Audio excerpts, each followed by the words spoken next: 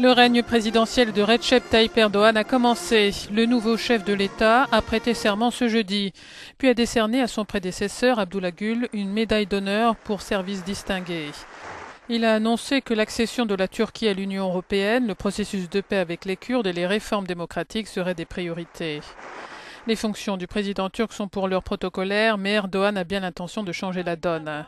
Après avoir chargé Davutoglu de former un nouveau gouvernement, Erdogan essaiera de se débarrasser de la polarisation politique qui s'est accentuée pendant la campagne électorale, soulignait notre reporter ce jeudi après-midi. Il tentera d'être le président de 77 millions de Turcs, comme il l'a dit.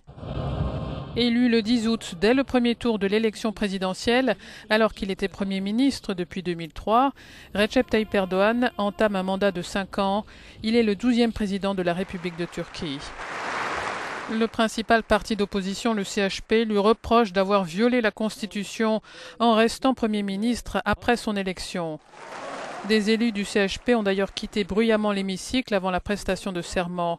L'un d'eux a même lancé en direction du président du Parlement le règlement intérieur de l'institution. L'opposition dénonce une dérive autocratique du régime.